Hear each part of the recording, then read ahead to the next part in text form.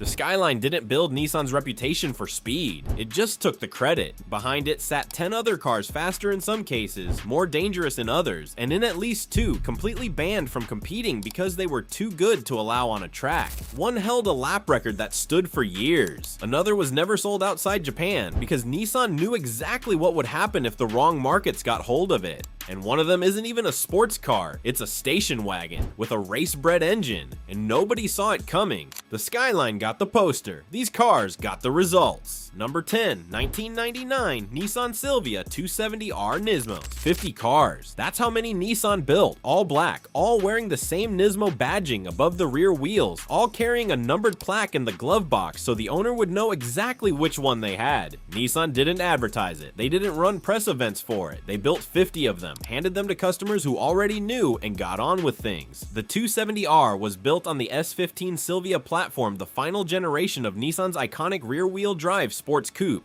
But where the standard Spec R came with 247 horsepower, Nismo's engineers took the SR20 and rebuilt it properly. A new IHI ball-bearing turbocharger replaced the standard unit, responding faster, building boost earlier, and delivering power in a way that completely changed the character of the engine. Larger 480 cubic centimeters injectors, a reworked ECU, a thicker 80mm front mount intercooler, a vented hood to manage the heat properly. Total output 270 horsepower, exactly as the name suggested. In 1999, in a car weighing under 2,700 pounds, 270 horsepower was a serious number. Nismo didn't stop at the engine. A two-way limited slip differential replaced the standard helical unit, the difference between a car that manages oversteer and a car that weaponizes it. Stiffer suspension, a full Nismo aero kit that actually generated downforce rather than just looking aggressive. Nismo logo front and rear seats that held you in place without making a sound about it. From the outside, the 270R looked almost identical to any other black S15. That was deliberate. The only visual giveaways were the hood vents, the subtle aero kit, and those small badges above the rear wheels. Everything else was invisible until you drove it. Nissan never sold it outside Japan. They produced 50, the market absorbed them quietly, and that was that. Most have been modified. A handful remain in original specification. The Skyline Nismo got the headlines. This one got the plaque in the glove box and the knowledge that you owned something almost nobody else would ever find. Number 9, 1990 Nissan Pulsar GTIR. Most people have never heard of the Pulsar GTIR. That's because Nissan spent almost no effort making sure they would. No global launch, no advertising campaign, no export strategy. They built a homologation special for the All Japan Rally Championship, wrapped it in hatchback bodywork, and sold it exclusively in Japan from 1990 to 1994. Under the hood, the SR20, the same turbocharged 2.0-liter inline-4 that lived in the Silvia. But in the GTIR, it was tuned harder, 227 horsepower delivered to all 4 wheels through a sophisticated Atessa all-wheel drive system borrowed directly from Nissan's motorsport division. This wasn't the simple all-wheel drive found in practical family cars. It was an electronically controlled torque-splitting system that could read traction conditions and redistribute power in real time, developed for stages where grip could disappear completely without warning, 0 to 60 in 5.4 seconds, in a small, squat, anonymous-looking hatchback. At a time when that put it in direct competition with dedicated sports cars from manufacturers who had been building fast cars for decades. The problem started almost immediately. The GTIR had a reputation for violent snap oversteer that arrived with no warning and gave drivers almost no time to respond. Not gradual, not telegraphed, just a sudden rotation that left the car facing the wrong direction before the driver's brain had processed what was happening. Instructors warned about it, road testers documented it carefully, and the combination of serious all-wheel drive traction in a straight line followed by savage oversteer at the limit produced accident statistics that made regulators nervous. Nissan just built 7,721 of them, sold every one in Japan, and let the reputation travel on its own. Number 8, 1969 Nissan Fairlady Z432. The world was looking at the Datsun 240Z. Clean lines, affordable price, instantly desirable. The automotive press loved it, Western buyers couldn't get enough of it, and Nissan let them have it while quietly keeping something else entirely for Japan.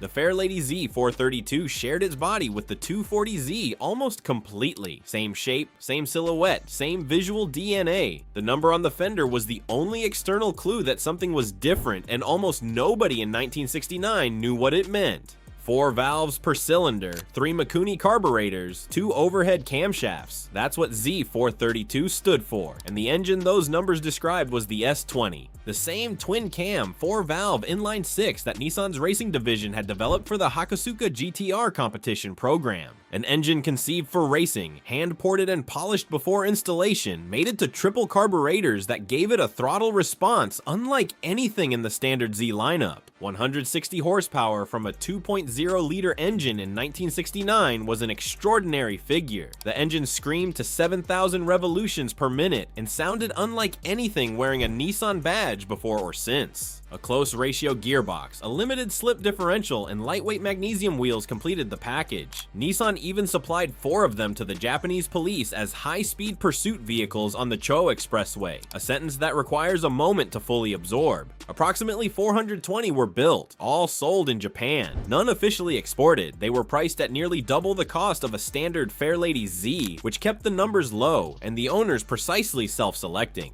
Then Nissan built the Z432, orange paint, black aluminum wheels, a matte black hood, lighter panels on the doors, front guards, and bonnet. The 240Z became a legend because the world could have it. The Z432 became something rarer than a legend because almost nobody could. Number 7, 2004 Nissan 350Z Nismo Z-Tune. The Z-Tune was built on the Z33 350Z platform, but calling it a 350Z is like calling a racing engine a passenger car engine, technically related, practically a different object. Nismo took the standard VQ 35DE V6 and rebuilt it from the ground up. A new crankshaft, different pistons, enhanced rod bolts, new bearings, an entirely reworked valve train with larger sodium-filled intake valves and aggressive camshafts. Compression ratio raised to an extreme 12.0 to 1. A figure that belongs in race engines, not road cars. The result was 350 horsepower at the wheels, over 400 at the flywheel, from a naturally aspirated engine. No turbo, no supercharger, just pure mechanical intensity extracted from an engine architecture pushed to the edge of what the block could physically support. Nismo serialized every engine. They tracked each unit through a dedicated registry. Replacement parts were available only through Nismo expert shops' authorized specialists who had been trained specifically on the S-Tune drivetrain. If your engine needed work, you called one of those shops. There was no other option because there were no other people who fully understood what Nismo had built inside it. Fewer than 100 were ever produced. MSRP in today's money sits above $100,000. And because they were homologation cars built to allow Nismo's race engines to compete in Super GT, they were never intended for a wide market. They were intended for a very specific kind of buyer, someone who understood exactly what a serialized race engine in a road car represented. The 350Z was already a driver's car. The Z-Tune was what happened when Nismo decided the standard car wasn't interesting enough and built something that the Skyline program itself could learn from. Number 6, 2015 Nissan Juke-R 2.0.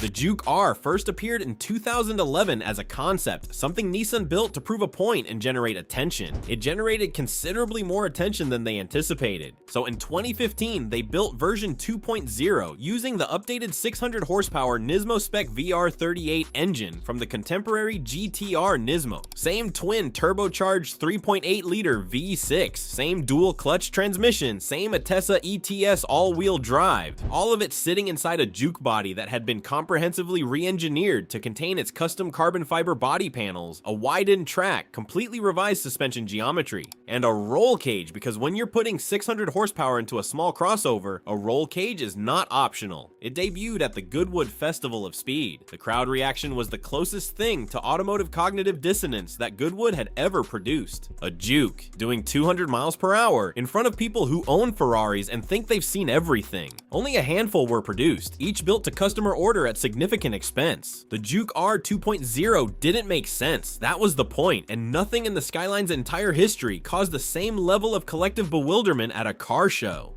Number 5, 1999 Nissan Silvia S15 Spec R.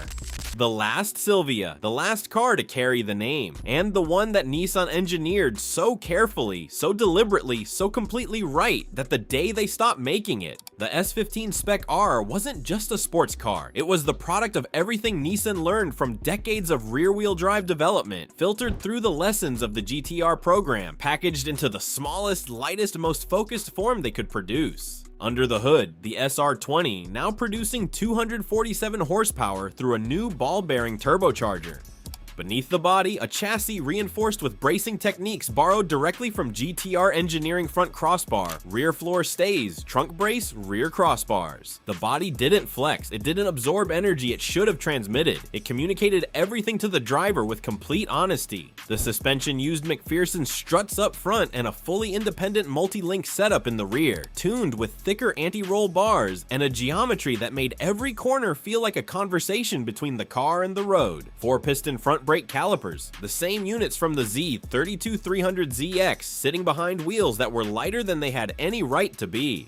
6-speed manual gearbox, helical limited slip differential, and a steering rack that gave feedback in layers light enough to use all day, precise enough to place the car within centimeters on corner entry. In 22 years of the D1 Grand Prix, S15 Silvia's won nearly 70% of all championships. That's not a drift car that happened to be popular. That's the best drivers in the most competitive drifting championship on earth, repeatedly choosing the same platform above everything else available to them. The Skyline dominated circuits. The S15 dominated everything else. Number 4, 1987 Nissan Cedric, Gloria Y31 Gran Turismo.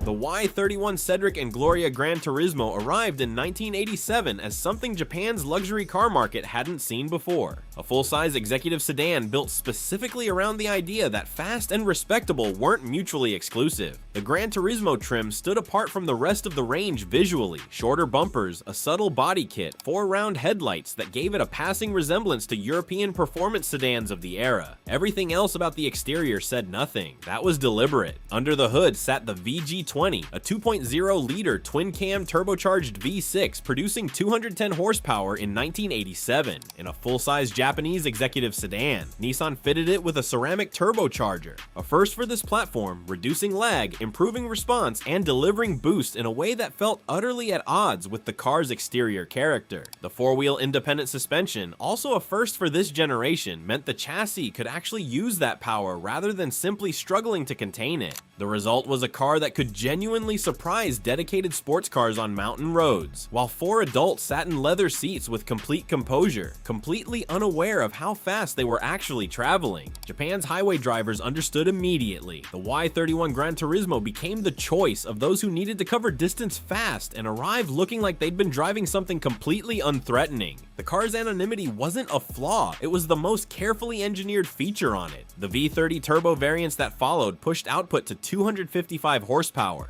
The Gloria Gran Turismo Ultima reached 270 horsepower in the Y33 generation. Each one wore the same conservative suit. Each one performed in a way the suit had absolutely no interest in advertising. It was never exported. Nissan knew exactly what they had built and exactly who it was built for, and the people it was built for never needed anyone else to know about it.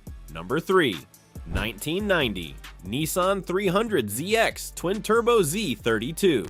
Ferrari was charging 6 figures for a sports car in 1990. Nissan was doing it for a fraction of the price, and the automotive press couldn't quite believe what they were looking at. The Z32 300ZX Twin Turbo arrived with a 3.0-liter twin turbocharged V6. The VG30 produces 300 horsepower, not a rounded down gentleman's agreement figure, not a carefully managed claim. 300 horsepower printed without apology, because Nissan had decided to lead with the Z32 and let it define what Japanese performance meant going forward. 0 to 60 in 5 seconds. A governed top speed of 155 miles per hour, electronically limited, not mechanically limited, which meant the engine had more to give, and everyone involved knew it. Super Haikus 4-wheel steering, borrowed from Nissan's most advanced development programs, now fitted as standard on a car available at a dealership to any buyer who could meet the price. Car and Driver placed it on their 10 best list every single year of its US availability, 7 consecutive years. No other car held that position with that consistency during the same period. Motor Trend gave it Import Car of the Year in 1990. Road tests produced handling figures that put it alongside Porsche and Ferrari manufacturers operating in a completely different financial universe. The problem was the price. Nissan had built the Z32 as a genuine world-class sports car, which meant it cost like one.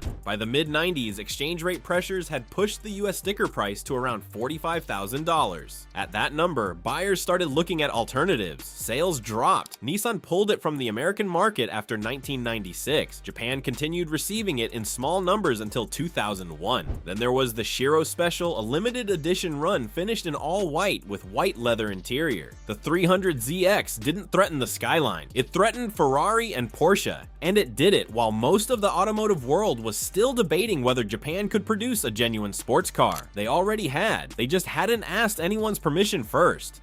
Number 2, 1997 Nissan Stagea 260 RS Autech.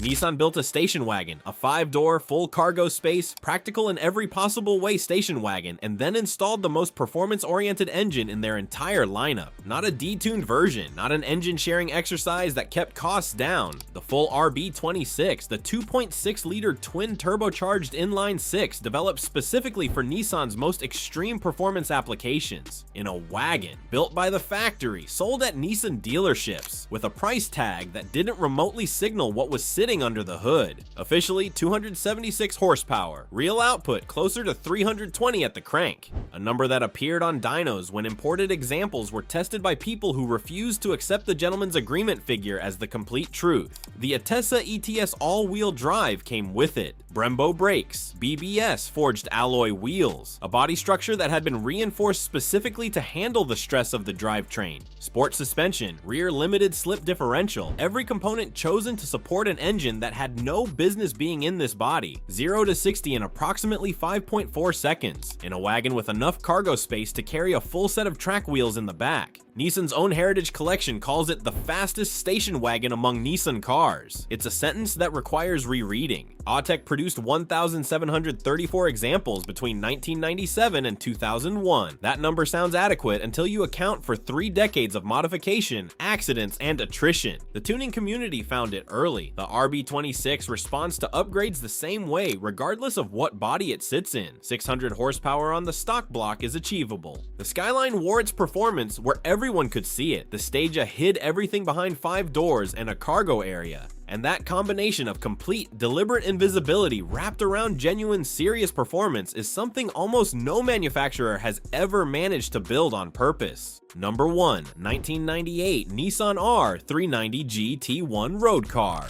One car, built once, never sold. Currently locked in a room in Japan where it has stayed for over 2 decades because Nissan has never found a reason to let it out. The R390 GT1 was Nissan's weapon for the 24 Hours of Le Mans, built in partnership with Tom Walkinshaw Racing, designed by Ian Callum, powered by the VRH35L, a twin-turbocharged 3.5-liter V8, producing over 550 horsepower in race trim. Carbon fiber monocoque chassis, aerodynamics developed through full-scale wind tunnel testing. A car conceived to compete against the McLaren F1, the Porsche 911 GT 198, and the Mercedes CLK GTR, the finest closed cockpit racing machines on Earth in 1998. Le Mans regulations at the time required manufacturers to produce at least one road-legal version of their GT1 race car. Most built the racer first and reverse-engineered a road car afterward. Nissan did the opposite. They built the road car first properly, completely, with headlights and a windshield and a sequential gearbox that could theoretically navigate a drive-thru and then develop the race car from it. The road car retained the twin-turbocharged V8. Nissan officially claimed output of over 345 horsepower. A figure that nobody connected to the program treated as accurate. Real output was 550 horsepower at 6,800 revolutions per minute with 470 pound-feet of torque. Claimed top speed, 220 miles per hour, 0 to 100 kilometers per hour under 4 seconds. Nissan never officially confirmed either performance number because confirming them would have triggered regulatory review in every market simultaneously. And the only unit ever produced wasn't for sale anyway. The price, had it been sold, was stated at over $1 million million US dollars. There are no records of a transaction. Nissan retained the car. It lives at their Zama facility, emerging occasionally for internal events and almost never for anything else. In 1998, 4 R390s entered Le Mans. All 4 finished taking 3rd, 5th, 6th, and 10th overall against the full field of factory GT1 cars. The Skyline has movies. The Skyline has video games. The Skyline has merchandise and posters and forum threads that will outlast everyone reading them. The R390 has a locked room in Japan and a lap record from Le Mans that nobody talks about because almost nobody knows it exists. That's the difference, and Nissan made sure of it.